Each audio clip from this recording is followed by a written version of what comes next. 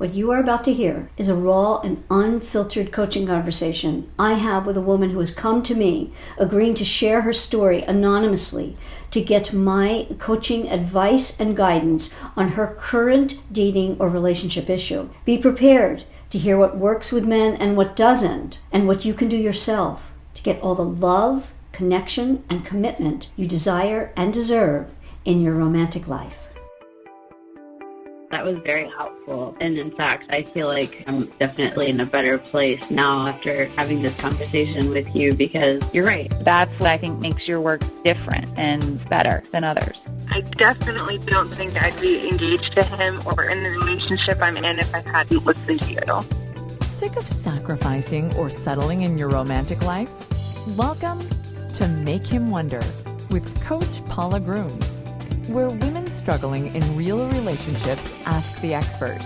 Unscripted, unfiltered, understandable coaching conversations to help passionate women succeed in love. Hi there, and welcome to Make Him Wonder. I'm your host, Coach Paula, a dating and relationship coach, licensed social worker, and author of the book, Why Won't He Commit? How a Man Decides to Make You the One. My guest today is 33-year-old Kiki, who is in a relationship with 30-year-old Landon. Kiki has been talking to Landon for a little over 2 months and has been intimate a couple of times. After the second time, Landon ignored her for a week and a half, and she assumed he ghosted her. Landon has since come back and reached out, and Kiki wants to know if there is any hope in Landon wanting an actual relationship, despite him communicating he's not in the right mindset to be in a relationship with anybody right now. And after having been intimate, Kiki is tweaked. So, Kiki, welcome. Hi. Thank you for having me. Sure. Tell us where things are right now. So, where things are right now is it's been about 2 weeks since that second time we were intimate, and he actually messaged me maybe about 4 or 5 days ago. How did you meet? We met on a dating app on Hinge. We met like 4 months ago. How did it go down? So he liked me first, and actually, so on his profile, it said that he was figuring out his dating goals. And I'm going into dating thinking like I want to, be serious in a relationship. So when I saw that, I asked him about it, and his take was more of like casual. Like if he was saying like if we vibe, if we hit it off, there's no reason we wouldn't date, but he wasn't looking for anything specific. So after talking with him about that and just, getting to know each other on the app, that was kind of like a red flag to me. So I told him, like, I don't think I'm looking for anything casual. And then I unmatched with him, actually, the first time. Interesting. Then what happened? And then, so I'm like dating and talking to other guys at this time too. I have no problem with meeting other guys on there. But then I see him again on the app. And, I think he's really cute, and thinking to myself, oh, did I make a mistake? Like, I shouldn't have just, like, cut him off like that so soon, just because of that. So I liked him on the app again. And then we started talking again that second time. Okay, then how did you meet?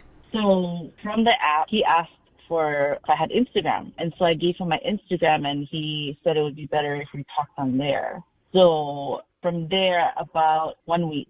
And I was still dating other guys. I was like meeting other guys, and there's a couple of prospects that I thought would be successful. So thinking that this guy, Landon, was a little bit more casual, I wasn't really serious because he's telling me he wants to just be casual. So I'm pursuing more of these other guys. So for about a month, we're, just talking back and forth, just real casual stuff. But when the other guys that I was dating like fell through is when I kind of went back to talking to Landon more and thinking about the idea of, okay, I'm just going to like have a little fun since he's there and that's what he wants to do because my other prospects kind of fell through.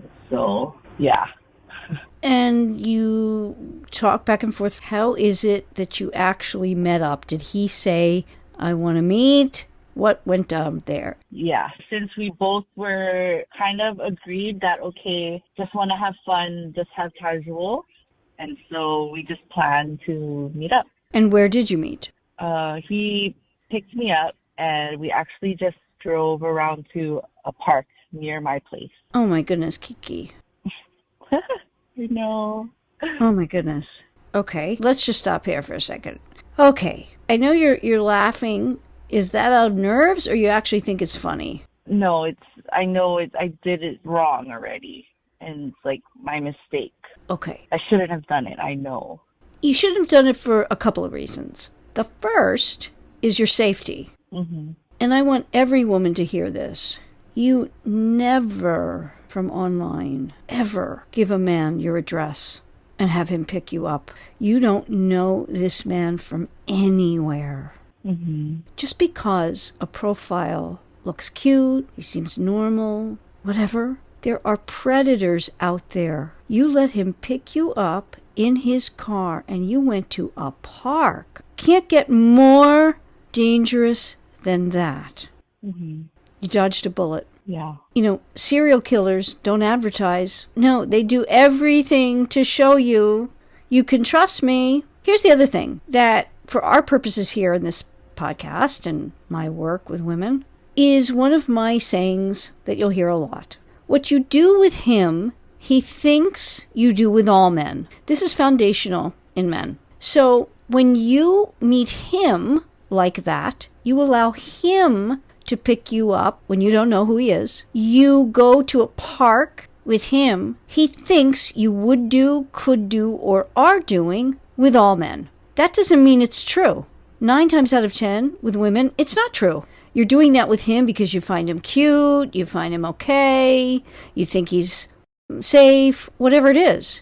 But you see, men judge us on what we do with them in terms of our being a worthy opponent, which you hear me talk about a lot, and being of high value, meaning putting you in the wife, mother, relationship category, or girl just to have fun with. Freud's Madonna whore dichotomy. Mm-hmm. Mm-hmm. So, I want to ask you, did you even talk with him on the phone before you got in his car and went to a park? No. Wow. I don't know. I think in Hawaii, I know it's not like an excuse of like, oh, you know, I'm saying Hawaii is different, but I think it's a little bit different from, I guess, the mainland in like the States. Cause like, I don't know, just meeting up in the day, it was in the daytime. I think it's a little bit okay, or not as, it's more accepted, I guess. You're justifying. Do you want to be taken seriously as a possible wife, mother? Yes. Mm-hmm. We are treated how we expect to be treated and show someone how to treat us. You just showed this man, I don't think highly of myself. Mm. You just did. And it sounds like you're getting that treatment. Mm-hmm. You know, I applaud you for coming on here and being honest, because I bet you kind of knew this. Mm. You knew I wasn't going to be easy on you, right? Yeah. Because I want you to be safe. I want you to succeed. Mm-hmm. I want you to have the love that you desire and deserve. I want that for all women. Thank you. Absolutely. I don't care where you live. You can live in the most rural farm area. It doesn't matter. You go to a public place. You meet the man there. You use a burner number. You don't even give him your number. You show that I'm smart. I respect myself, my safety, my well-being, and my body is sacred. I decide who I'll spend my time with, who I will trust. You just showed him that you are the most trusting, naive 33-year-old. Now, you didn't mean to do that. Mm-hmm. But you did. And he knew, this is great, fantastic. He knew he was easily going to get sex. The other thing is, we need to get away from giving out our social media as a contact. Mm. And here's why. It's along the same lines, but it's more about our value. Men are all about getting in. And it's step by step getting in. that makes you of high value and is the most challenging and fun and exciting and actually makes him fall for you. And when you give your social media, you are giving a large part of who you are. It doesn't allow for a new man with whom you're first meeting, or any man, to wonder. You guard that. It's like you meet someone and you immediately allow him into your life. Here are my friends, whatever it is on your social media. It doesn't really matter. It's access to you in picture form, in all manner of ways. Any little thing can turn him off to looking at you as a potential relationship. Anything. Your social media shows you with your 4 cats. Crazy cat girl. Your social media shows you with a big dog. Bitten by big dogs, can't stand it. Nah, next. Why would you put yourself behind the 8 ball? But most importantly, it is about, I show my value through understanding that as a woman, and this is going to sound odd, but as a woman, I am prey to you being a man and a predator. And I am smart. This is exciting to men. And if it isn't, it's because of a number of things. 1, you wouldn't be his type no matter what. 2, he is not interested in anything other than sex. And then we look ahead a little bit. And should you keep him on social media or not? What is it going to show when I block him? What is it, this and that, in terms of him seeing my stories? And it's a mess. Mm-hmm. If he wants to get to know you, you give him your burner number for texting and calling and being appropriate as you go through the relationship and you become boyfriend, girlfriend, and exclusive, that kind of thing. He can be given your social media, perhaps, and then you certainly don't advertise you being together. In other words, he shouldn't be on your social media, meaning you posting pictures and stuff like that, other than in a group, advertising your togetherness before he has done so. And even then, you don't until you are engaged, because it makes the man feel uncomfortable, totally uncomfortable before he's made a decision. So we just went through a lot there, Kiki, and thank you for doing that. I want to get back to you and how this went down from that first meeting in the park. What happened during that first meeting? So the first meeting, we just talked. It was in the daytime, and we're, just getting to know each other, talking about what we do, occupation, what we like to do to hang out with friends, stuff like that. So yeah, I got to get to know him a little bit, and that was it. That was our first meeting. So we continued to talk on the Instagram message. And by the way, I don't have his number. We were just continuing to talk on Instagram, and then we decided to make plans to hang out again. And so the second time was at night, and we just hung out in his car again and talked. But then, one thing led to another, and then we were intimate. Where? In his car. This time was in his neighborhood, near his house. It was more like in a residential area. It wasn't like a park or anything. We're just in a residential area near his place. What do you think I'm going to say about that? It's not safe to do that, especially and then meet with him at night. And yeah. It's so fraught with you showing him, I don't value myself at all. At all. I meet with men in their car and have sex in the car the first time. On a second meeting, he doesn't even deign to take you out. This saddens me greatly. You deserve more than that. Mm. And there's been something in your world, background, experience, all of it, that has led you to believe you are not worth more.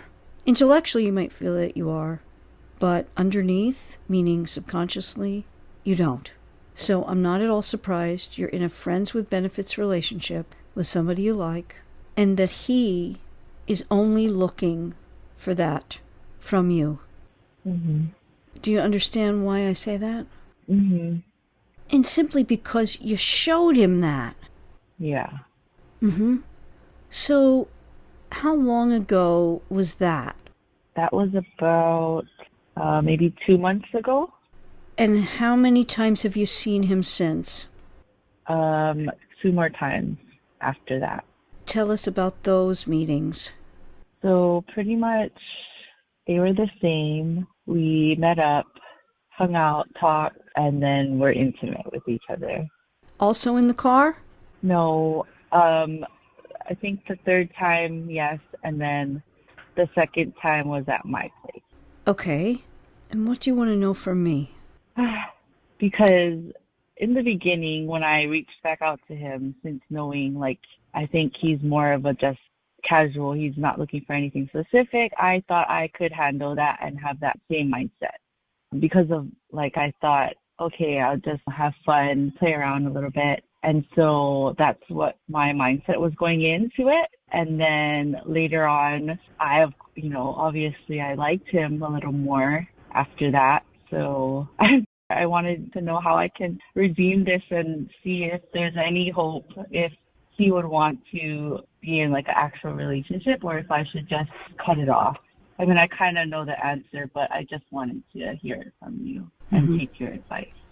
There is always hope when you change. Mm-hmm. And it's not just changing behavior, it's actually changing your self-concept and your understanding of men, your understanding of all that I just said about what you showed him.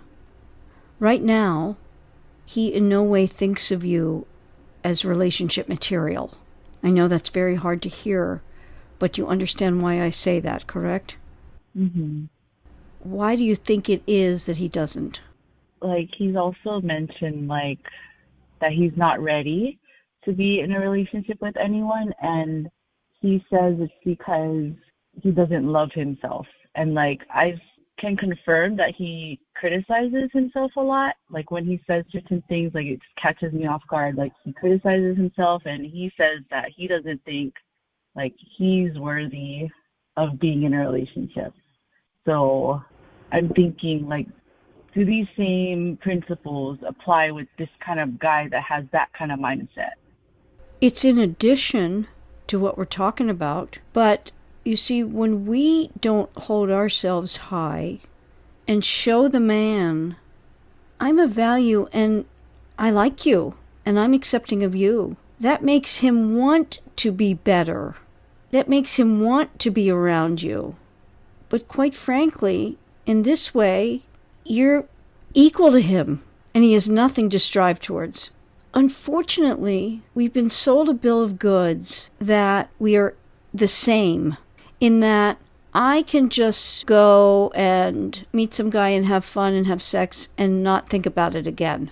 There is nary a woman on the planet with good mental health that's the case, meaning she's not a sociopath. It just doesn't work like that for women. And we have to know that. And just because our society says you're equal, thank God, we're not the same. Apples and oranges are equal fruit. They're not the same. That's why we say it's like apples and oranges. Both great fruit, both equal, not the same. Right. And when we act the same, we get the same treatment. Mm-hmm. I asked you about why you think it is that he wouldn't be ready for a relationship with you, and you went to stuff about him. And then I said that you are not something to which he can aspire to. Mm-hmm. He didn't have to be better. You gave him an out on everything. Yep. He's shy. You don't know if he didn't want to be out in public with you because he's got a girlfriend, a wife, who knows what. You are very trusting, and this is going to hurt you. Mm-hmm. we got to give you a good dose of skepticism, especially with online interactions. Okay. We guide men online to what it is we desire and deserve. He reached out to you first, correct? Yeah. He had normal, pursuant interactions with you at first, correct? Yes. Correct. But you gave him an out. You didn't even feel worthy of being taken out for a drink to meet him. Mm-hmm. So, back to your question, which could you move this towards a relationship? We can always set about attempting to turn things around. When we change inside, our world changes, and he may comply with those changes. It sounds like you had good talks together. I thought we did. So there's something there. He obviously likes you, likes having sex, correct? Yeah. And I guess you do too. Yeah. So there's some foundation here, which we can look at. Okay. And why wouldn't you go for it? For a number of reasons. First, for the chance of maybe seeing if, this could work and what this could be with him. The more important is changing yourself so that whether it's him or someone else, you will be valued. Right. Yeah, so why not? And I want to give you that, all of it, how you can start to do that. And I really appreciate you coming on to talk about this because it's vital for so many women to hear it and to maybe change things around with someone that they started out on the wrong foot. Yeah. Absolutely. So let's do that in a moment. I trust you're enjoying Make Him Wonder and that you're getting a lot of helpful information for the life of love you desire and deserve. So if you're not part of the 80-20 Wonder Club yet, you need to be, because now Make Him Wonder is exclusive, a members-only club to listen to every episode, past, present, and future, in full, all ad-free. The 80-20 Wonder Club is a Make Him Wonder membership that gives you all of seasons 1, 2, and 3 in a categorized list by age and relationship status, and a multimedia library of my content, including my book, Relationship Evals, and my Making Magic with Men Mindset Manual, a weekly action step you can focus on to attract and keep the man of your dreams, and have him committing to you completely in the coming months. Make this the moment you start living as an 80-20 Wonder Woman, because love, like life, is best lived in 80-20. When you do 80% of what works with men, the 20% you don't won't much matter. Join the 80-20 Wonder Club by going to the 8020wonder.club. Don't miss out. Go now to the 8020wonder.club. You and your man will be glad you did. So we're back with 33-year-old Kiki. And Kiki, I give you a lot of credit for being here. Thank you. It's not easy talking to me about this, I assume. Mm-hmm. So it must mean that you were ready in some fashion. Yeah. What have you been thinking about in anticipation of this talk with me? Just what you think I should do, or maybe like a more of a definitive answer to help me make my decision. So your decision is going to rest on a couple of things. Mm-hmm. We know that this is an uphill battle. What do you think I mean by that? Of a battle of my emotions and controlling them. Maybe like if I should stick it out with him or just move on. What you first said is very true.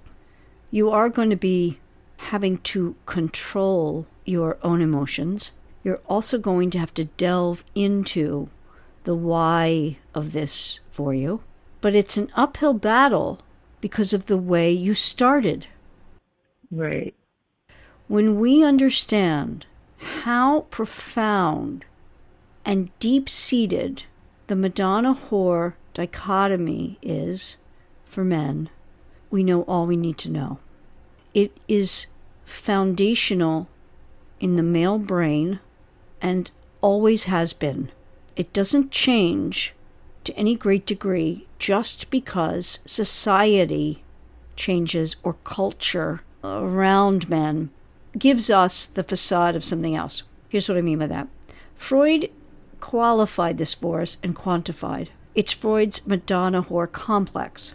It has since been changed over into the Madonna whore dichotomy because of the fact that it's been proven over and over and over again through studies of men and understanding of men that it is just foundational in the male brain. I believe seated in the reptilian brain of males, and it expresses itself very simply. And all you have to think of is black and white, yes or no, stop or go, on or off, sun or rain, night and day, male and female, Madonna whore.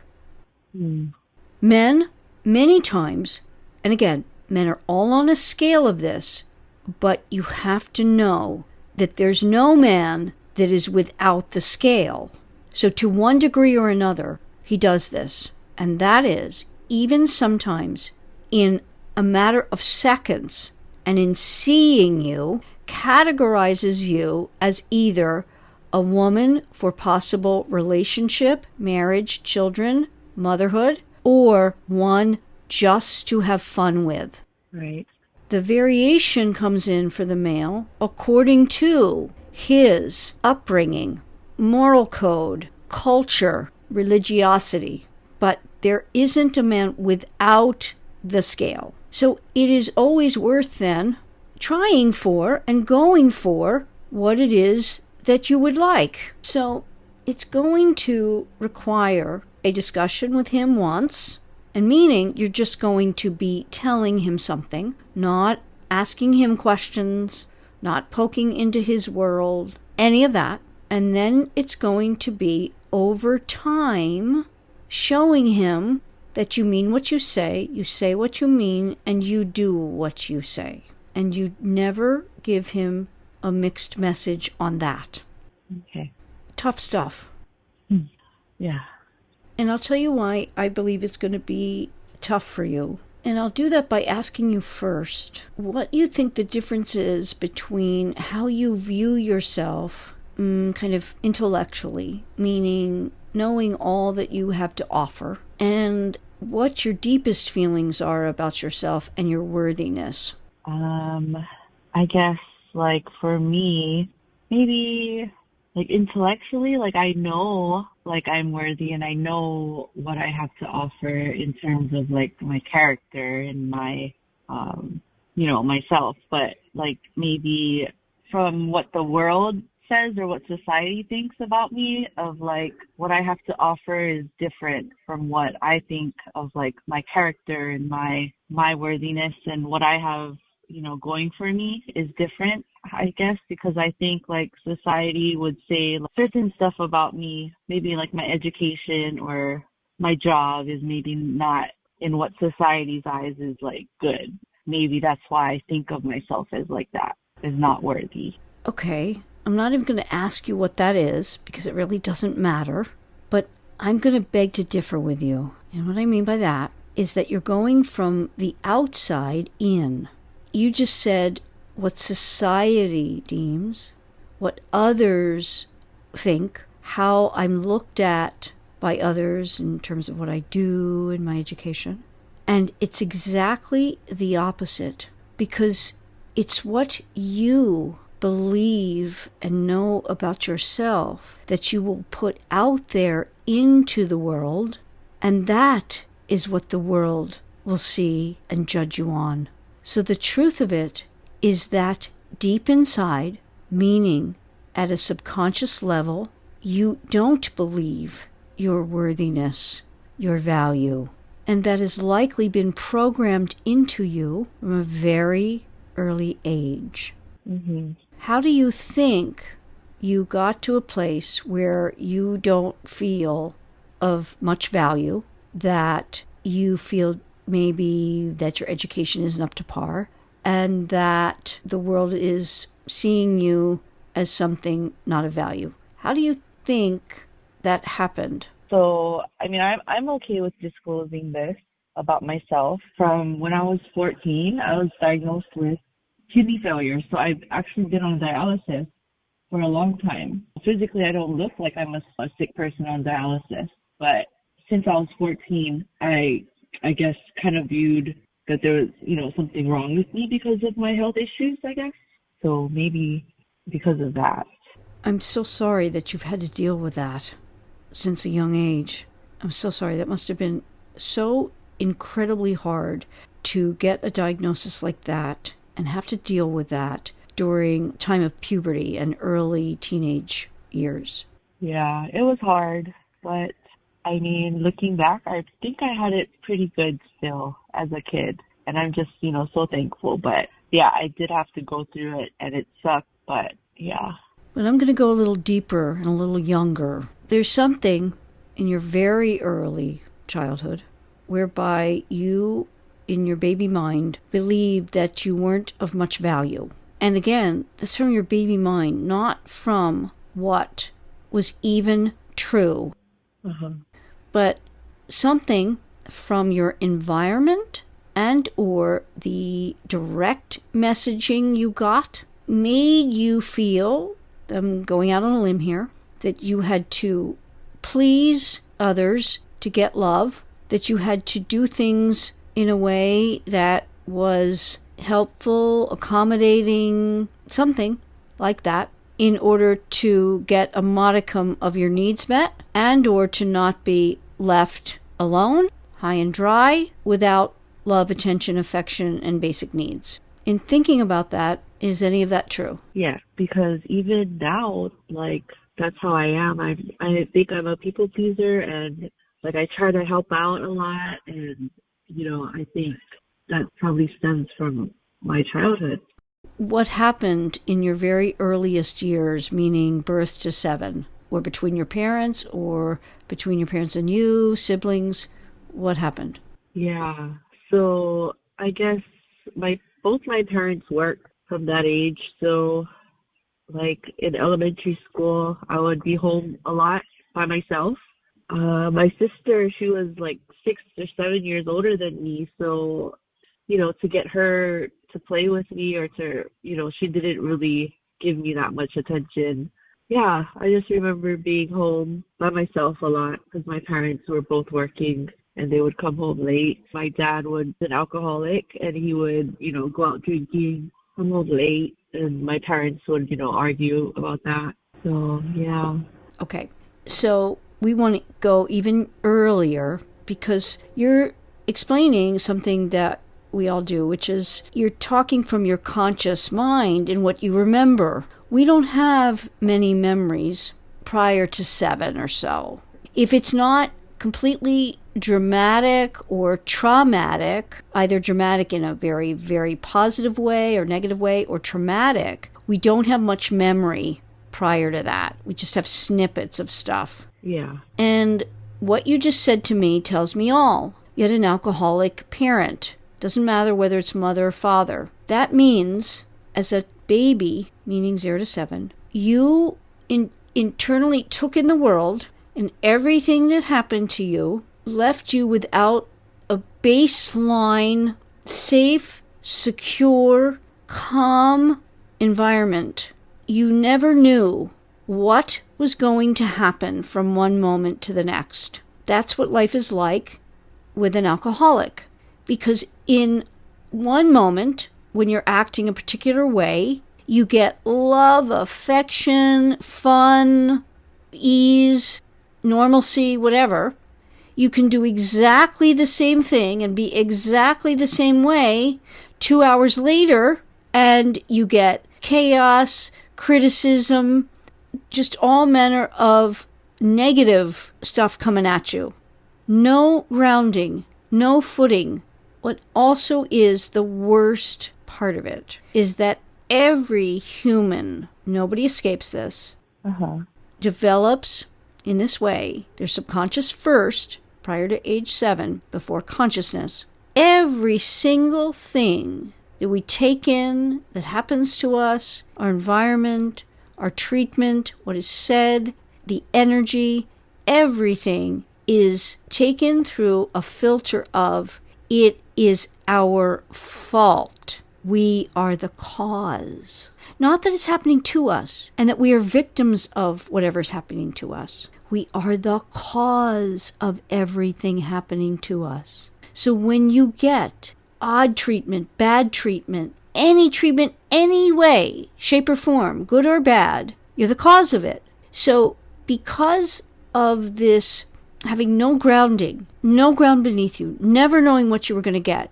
you in your subconscious mind believe you are the cause of it. And it is why you are people pleasing, in your words. You are not worthy unless you are pleasing. You are going to run scared if you are not pleasing. Yeah. And you're going to do this with men very significantly because as an adult, that's where your love, affection all comes from. It wouldn't matter who you love. If you love women, as romantic partners, it would be transmitted to women. It's, in your case, men and why we're here. So it doesn't surprise me in the least that you would be doing what you're doing. But you have the power to change it, and you can change it. The first step to any change is understanding what's happening to you.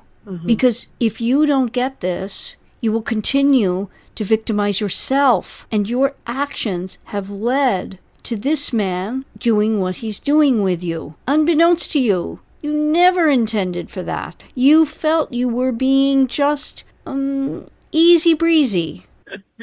Yeah. Nice and easy, right? Right. Yeah. And why wouldn't he like that? Sure. If only it worked that way, there would be nary a woman who wouldn't have her guy. Yeah. It doesn't work like that, unfortunately. And the more accommodating we are and not standing in our value, actually, it can be the opposite. And the more we get rejected. Right. And then that stirs up feelings of anxiety, because that's hearkening back to what you got before, and it solidifies and reinforces that you're not worth anything. Yep. But you took a first step. You recognize something, and I can hear it in your voice. You are recognizing. Yep. That's great. What do you want in your life? How do you want your life to be 5 years from now? I hope to be married or with someone that I love and that loves me back. And you want children? What do you want your life to look like? I would want children. With my health issues, I'm not sure if it's possible, but I still would want to explore, whether adoption or, that kind of thing. Wonderful. On a scale of 1 to 10, if you are really honest with me, what number would you give it in terms of knowing that that can happen for you or will happen? I wouldn't say I'm very confident in knowing that would happen. So maybe a 4 or 5. Okay. So, yeah, that's not very high, right? And for all of us, we need to be at a 10. Yeah. To make those things happen. And I believe there are many negative experiences you have had that have actually been an outgrowth of the programming you had early on. Because we get programmed, we believe our programming to be true, and then we go out into the world from the vantage point of our programming and we continually reinforce it. So it takes some doing to change our programming. Right. You have a wonderful soul and heart to give, and your experience with your illness has likely only enhanced your empathy and feeling for others. Yeah. You have a lot to give, and you're thwarting that simply by allowing your programming to lead the way rather than you changing the programming. You may not have had a lot of people in your life telling you or showing you your worth and value, and you've got to give it to yourself. Yeah. And you can it takes intention. It takes making a decision about it. And I work with women to do this through their primary relationship, meaning love relationship. And as I said, you can set about doing this with him step by step. And we're now getting to what we were going to talk about after the break. What you would first do. So you said you saw him last a week ago or 2 weeks ago? I'm sorry, I can't remember. I would say about almost going on 3 weeks ago. And then that week, 1 week and a half, he ignored me after. And did you reach out to him? No, he reached out to me 5 days ago, and it was just a hi, and I didn't say anything. How come you didn't say anything? Because, he didn't talk to me for a whole week, and I texted him, wanting to know what's up, and he just ignored me. And, that's not right, I think. So you did reach out to him first? Yes. After the day we met, I texted him, and no response. What did that tell you? That maybe I shouldn't have reached out. I was being too clingy, or he just didn't want to. Maybe he was just, just wanted to dip after. And it's simply because of the way you started. Right. But then he did reach out. You see, you can't change things overnight. After you've shown yourself to be a certain way, easy breezy, not caring, not needing any date, not of value, then when he says hi, you don't answer, it doesn't compute, you see? If you want to change this, it has to be done in a way that makes sense. Right. When did he send the hi? How many days ago? 4 days ago. Okay. So here's what you can attempt to do. And I'm going to give this to you, even in a way against my better judgment, because that's going to sound odd. But it's first do no harm, okay? But what I mean by that is that if you, how do I put this, are not continuing to do the work, it's likely not going to work very well. But for you and for the listeners, I'm going to give it here so that you understand how it might work. In other words, just to start. But it is just in terms of the start. I mean, if you were to think about your relationship with him as 1 full hour on a clock, this would be moving the needle the first second only. Okay. And when I work with women, we work weekly moving the needle second by second, according to 2 things. How the man reacts, and most importantly, how you continue to dampen down the anxiety and stay the course, meaning you don't waver. You don't do things that would be antithetical and take you back a second rather than forward.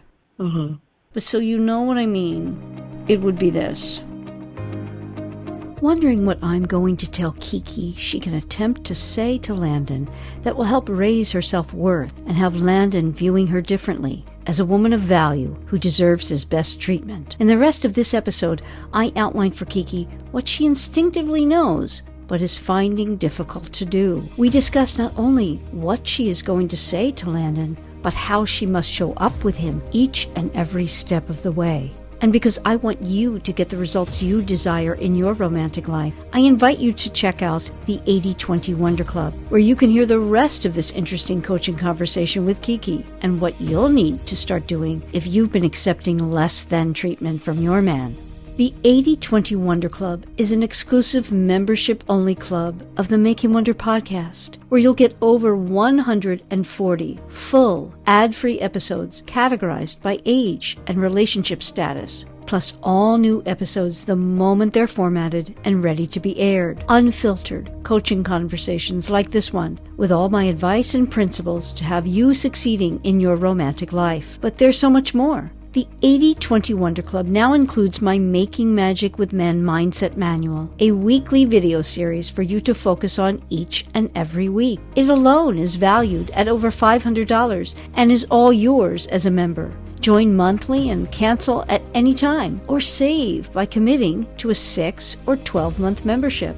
And not only will you save by committing to more, you'll receive a full coaching intensive experience where you'll be talking to me in a conversation like you just heard. You choose the date anytime during your 12 months, and I'll be answering all your questions on getting what you desire and deserve in your romantic life. Check it out at the 8020wonder.club and join us, as that is the only way you'll be able to hear what I tell Kiki what she needs to do to get on track to what she desires and deserves with Landon. Don't miss out on how to make your man wonder in the right way to have divine right results in your relationship, or how to start dating in a way that guides a potential Mr. Right to do right by you. Go now to the8020wonder.club. That's THE8020wonder.club. You and your love will be glad you did.